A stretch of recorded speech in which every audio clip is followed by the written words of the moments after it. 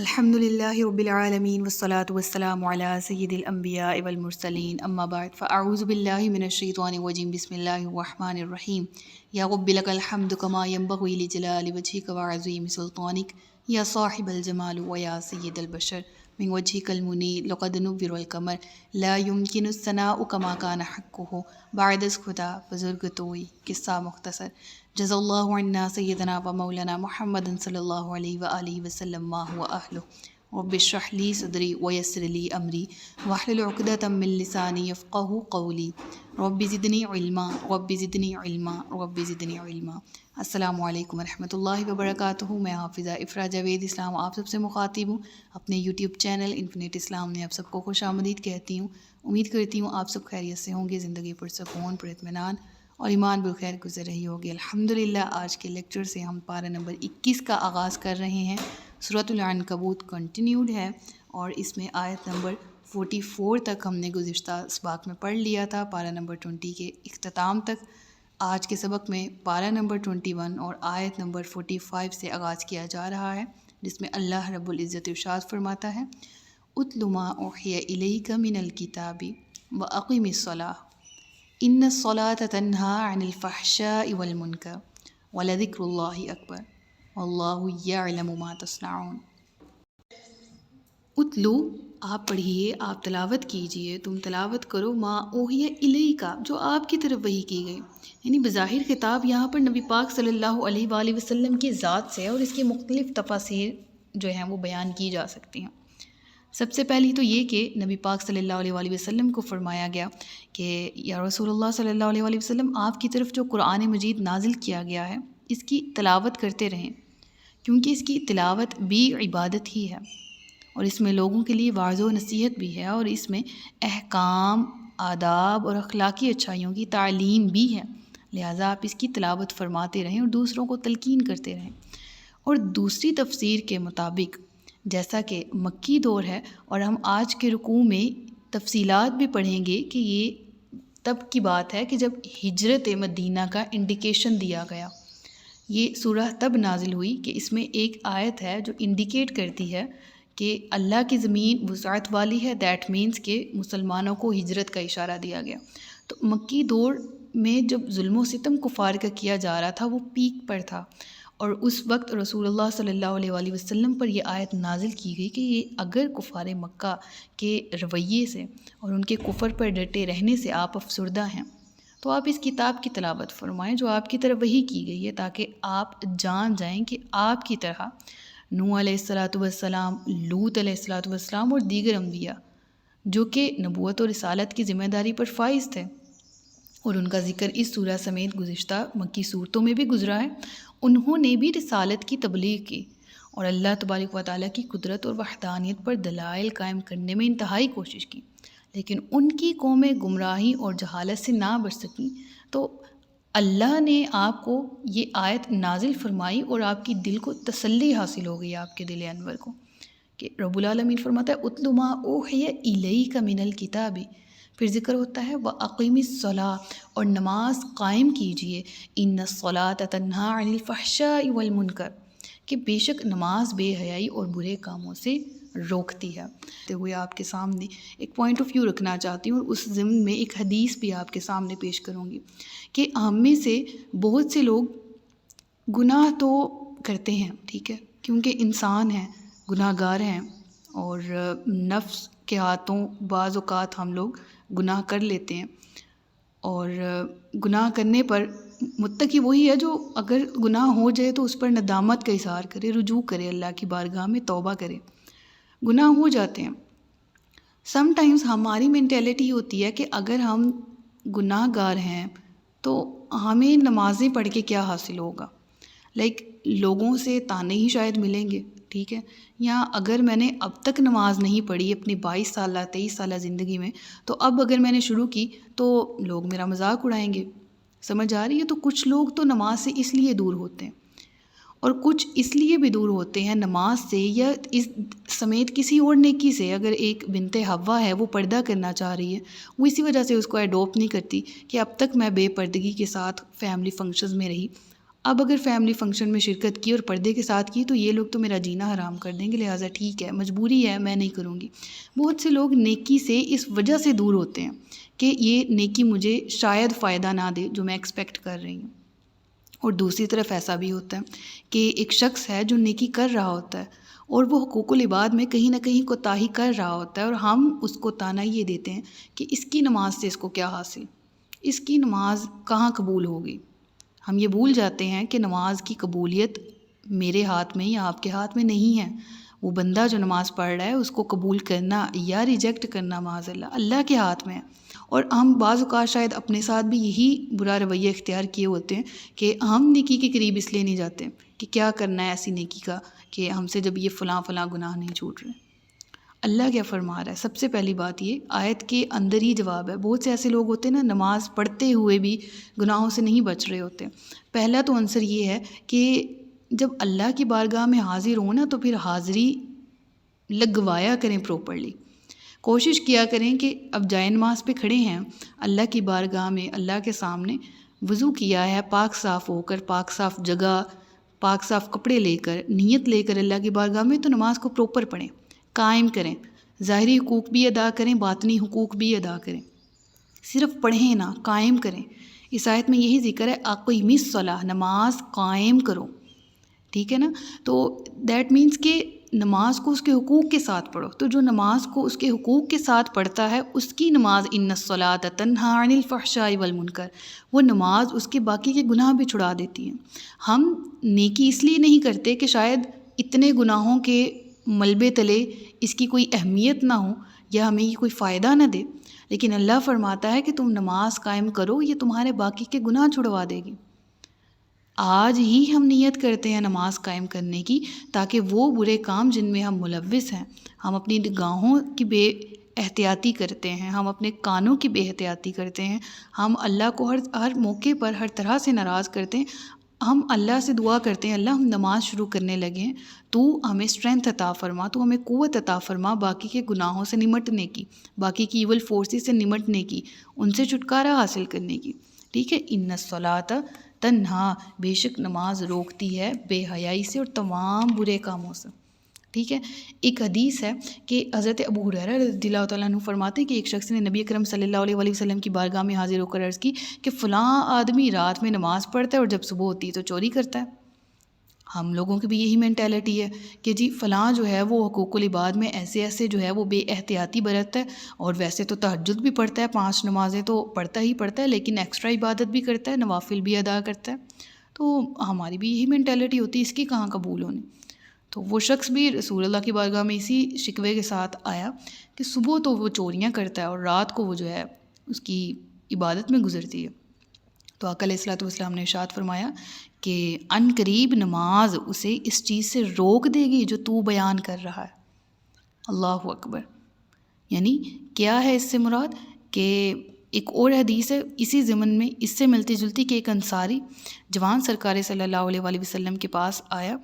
اور ان کے ساتھ جو ہے وہ نماز بھی پڑھتا تھا اور کبیرہ گناہ بھی کرتا تھا۔ تو نبی پاک صلی اللہ علیہ وآلہ وسلم سے اس کی شکایت کی گئی تو آپ نے فرمایا کہ اس کی نماز کسی دن اس کو ان باتوں سے روک دے گی۔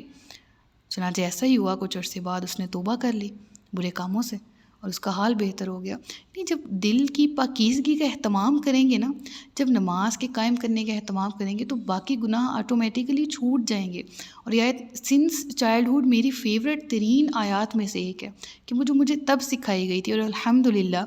اس آیت نے زندگی میں بہت اچھے اثرات مرتب کیے۔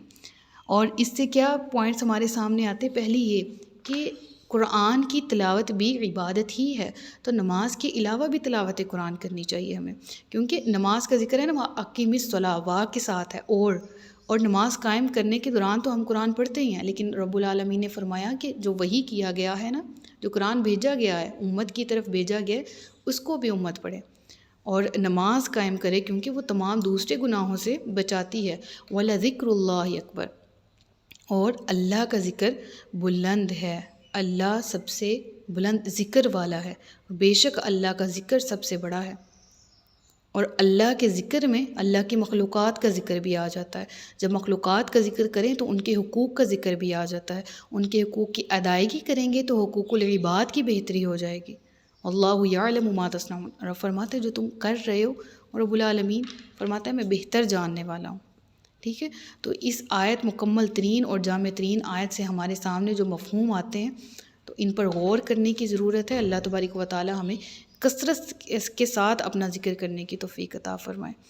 کہ ایک حدیث ہے، اس کا میں آپ کے سامنے مفہوم پیش کرتی ہوں. ایگزیکٹ ورڈنگ کے ساتھ تو بہرحال فی الوقت ممکن نہیں ہے. حدیث کا مفہوم کچھ اس طرح سے ہے کہ ایک شخص رسول اللہ صلی اللہ علیہ وسلم کی بارگاہ میں آتا ہے اور وہ کہتا ہے کہ میں جو آپ کو سیدھی سیدھی بات بتاتا ہوں، اسلام کے اتنے سارے ارکان ہیں، 5 ارکان ہیں، اس کے سوا جی عبادت کرو، یہ کرو، وہ کرو، مجھ سے اتنا کچھ نہیں ہوگا، میں آپ کو بتا رہا ہوں،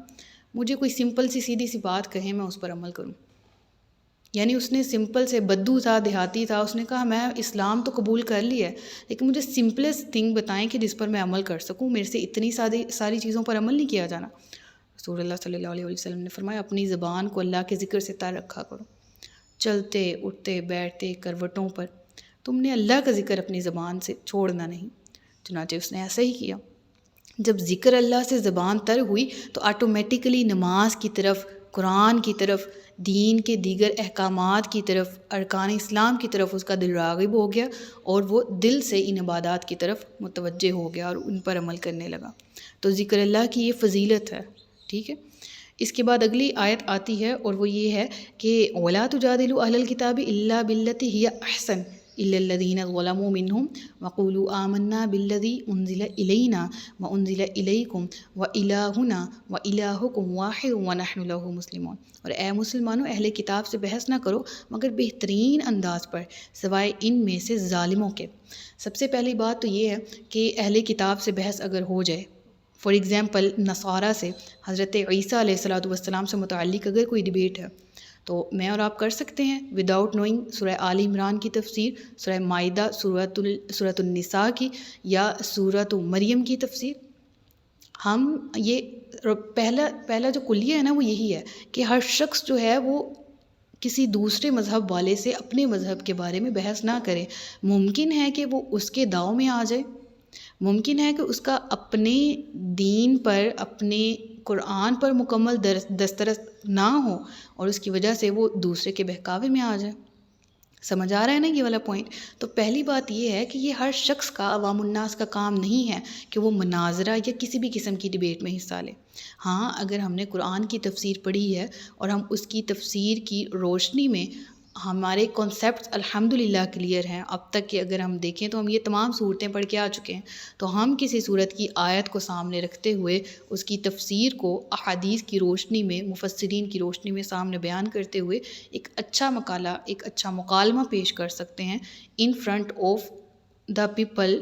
ہو آر نوٹ مسلمس. ٹھیک ہے، اور یہ بھی کہا جا سکتا ہے کہ اگر ضرورت پڑے تو، ٹھیک ہے، فار ایگزامپل آپ کے ساتھ کوئی کولیگ ہیں جو کرسچن ہیں یا جو کسی اور مذہب سے تعلق رکھتے ہیں، آپ کا دل ہے کہ آپ اسے اسلام کی طرف راغب کریں تو پھر ہاں ڈیبیٹ کریں، ہاں ان کو دلائل دیں لیکن احسن انداز سے، اچھے انداز سے. لیکن ساتھ ہی ساتھ کہا ہاں مگر وہ جنہوں نے ظلم کیا ان کے علاوہ، یعنی عام جو لوگ دین سیکھنے آئیں تو ان کو اچھے انداز سے سکھائیں، لیکن جو آپ کے دین کے بارے میں بات کرنے اور آپ کے دین کے بارے میں الٹے سیدھے سوالات اکٹھے کرنے اور آپ کو ہی شک میں ڈالنے کی نیت سے، یعنی ٹیڑھا پن دین میں تلاش کرنے کی نیت سے یا دوسروں کو بہکانے کی نیت سے آپ سے ڈیبیٹ کرے، تو اول یہ کام علماء کا ہے. دوسرا یہ کہ علماء کو بھی یہی حکم دیا گیا کہ اچھے طریقے سے ان سے ڈیبیٹ کی جائے، بحث میں حلم کا، بردباری کا مظاہرہ کیا جائے. ٹھیک ہے، نرمی سے پیش آیا جائے. وہ غصہ کریں تو بدلے میں نرمی. ہاں مگر جو حد سے بڑھنے والے ہوں، ہاں مگر جو ظالم ہوں، وہ تمہارے دین کے بارے میں اس طرح بات کریں تو ان کے ساتھ ان کے ہی انداز سے نپٹا جائے. ٹھیک ہے، پھر ذکر ہوتا ہے کہ اور کہو کہ ہم اس پر ایمان لائیں جو ہماری طرف نازل کیا گیا اور جو تمہاری طرف نازل کیا، یعنی کتنی ہی پیاری بات ہے کہ بات کا اگر اس بات پر ہی تمام ان امتوں سے بھی کہا جائے جو کہ سامی مذاہب ہیں کہ ہم ایمان لاتے ہیں، ہم قرآن مانتے ہیں نا، تو ہم ایمان لاتے ہیں تم تک جو کتابیں نازل کی گئی ان پر بھی، ہمارے نبی آخری نبی حضرت محمد صلی اللہ علیہ وآلہ وسلم ہیں، تو ہم حضرت موسیٰ، حضرت عیسیٰ اور ان سمیت جتنے بھی انبیاء کا نام کے ساتھ ذکر قرآن میں موجود ہے، اور جن کا ذکر نام کے ساتھ موجود نہیں، ہاں مگر موجود ہے، ہم تمام انبیاء پر ایمان لاتے ہیں۔ تو یہ یہاں پر ہی ساری ڈیبیٹ ختم ہو جائے۔ ہماری والی سائڈ سے آسانی یہ ہوتی ہے کہ ہم الحمدللہ بلیسڈ ہیں کہ ہم ایمان لاتے ہیں، اس طرف سے یہ ہی پوائنٹ ہے کہ وہ امت محمدی میں اسی وجہ سے شامل نہیں ہیں کہ وہ رسول اللہ کو نبی نہیں مانتے، یا وہ اللہ کی کتاب قرآن کو آخری کتاب نہیں مانتے۔ تو وہ سارا مسئلہ یہیں سے نکلتا ہے۔ تو کہا گیا کہ جب ڈیبیٹ کرو ان سے تو احسن انداز سے کرو، اور ہاں کہو کہ ہم ایمان لاتے ہیں اس پر بھی جو تمہاری طرف نازل کیا گیا اور اس پر بھی جو ہماری طرف نازل کیا گیا، اور ہمارا اور تمہارا معبود ایک ہی ہے،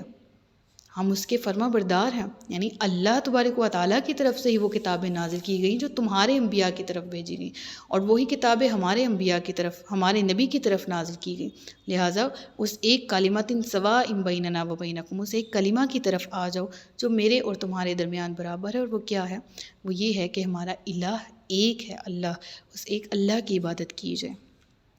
اور پھر اس کے بعد ذکر کیا گیا وَكَذَلِكَ أَنزَلْنَا إِلَيْكَ الْكِتَابَ فَالَّذِينَ آتَيْنَاهُمُ الْكِتَابَ يُؤْمِنُونَ بِهِ، اور اسی طرح ہم نے نازل کی آپ کی طرف کتاب، فَالَّذِينَ آتَيْنَاهُمُ الْكِتَابَ يُؤْمِنُونَ بِهِ، بس وہ لوگ جن کو ہم نے کتاب دی وہ ایمان لائے اس پر، وَمِنْ هَؤُلَاءِ مَن يُؤْمِنُ بِهِ وَمَا يَجْحَدُ بِآيَاتِنَا إِلَّا الْكَافِرُونَ،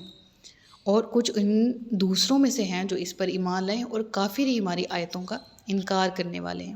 یہاں پر یجحدو کا لفظ استعمال ہوا نا، تو جحود اس انکار کو کہتے ہیں جو حق جاننے کے بعد جان بوجھ کر کیا جائے، جو مکر و فریب پر مشتمل ہو، اور حقیقت بھی ہے یہاں پر جو لفظ استعمال ہوا نا کہ انکار کرتے ہیں، ہاں کافر ہی، ٹھیک ہے، تو یجحدو جحود سے ہے، ٹھیک ہے، یعنی جو معرفت کے بعد انکار کیا جا رہا ہو، یعنی جان بوجھ کر مکر کیا جانا، اور حقیقت بھی یہی تھی۔ یہودی خوب پہچانتے تھے رسول اللہ صلی اللہ علیہ وآلہ وسلم سچے نبی ہیں اور قرآن حق ہے، یہ سب کچھ جانتے ہوئے بھی انہوں نے عناد کی وجہ سے، انہوں نے نفرت کی وجہ سے، انہوں نے بغض کی وجہ سے انکار کیا۔ اس کے بعد ذکر ہوتا ہے کہ وما كنت تتلو من قبله من کتاب ولا تخطه بيمينك اذا لارتاب المبطلون، ارشاد ہوتا ہے اور اس سے پہلے تم کوئی کتاب نہ پڑھتے تھے اور نہ ہی اپنے دائیں ہاتھ سے اسے لکھتے تھے، اگر ایسا ہوتا تو اس وقت باطل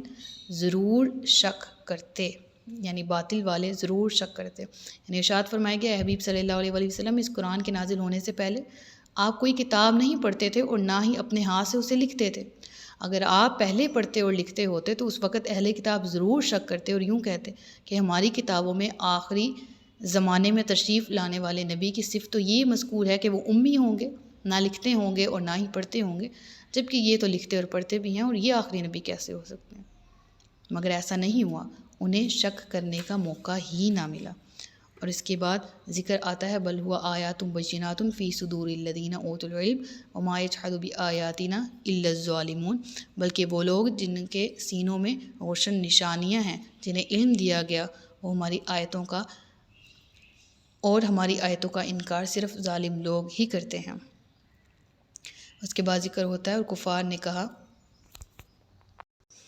اس پر اس کے رب کی طرف سے نشانیاں کیوں نہیں اترتی؟ تم فرماؤ نشانیاں تو اللہ ہی کے پاس ہیں اور میں تو صرف یہی صاف ڈر سنانے والا ہوں،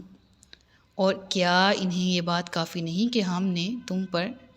کتاب اتاری جو ان پر پڑھی جاتی ہے، بے شک اس میں ایمان والوں کے لیے رحمت اور نصیحت ہے۔ یعنی اس آیت میں کفار مکہ کے اعتراضات کا جواب دیا گیا، اور اس کا معنی ہے کہ قرآن ایک عظیم معجزہ ہے، گزشتہ انبیاء کرام کے معجزات سے زیادہ کامل ہے، اور حق کے طلبگار کو تمام نشانیوں سے بے نیاز کرنے والا ہے، کیونکہ جب تک زمانہ ہے قرآن کریم باقی اور ثابت رہے گا اور دوسرے معجزات کی طرح ختم نہ ہوگا۔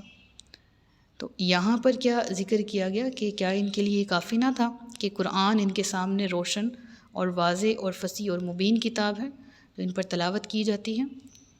تو اس پر باوجود اس کے کہ یہ کتاب برحق ہے، ایمان نہ لانا ان کی انتہائی بد نصیبی ہے کفار مکہ کی۔ تو یہاں پر آیت نمبر 51 پر رکوع مکمل ہوتا ہے۔ صدق اللہ العلی العظیم و صدق رسولہ النبی الکریم۔ سچ فرمایا اللہ نے جو عصمت والا ہے، اپنا بہت سا خیال رکھیے گا، مجھے دعاؤں میں یاد رکھیے گا۔ تاجدار ختم نبوت زندہ باد، پاکستان پائندہ باد۔ السلام علیکم ورحمۃ اللہ وبرکاتہ۔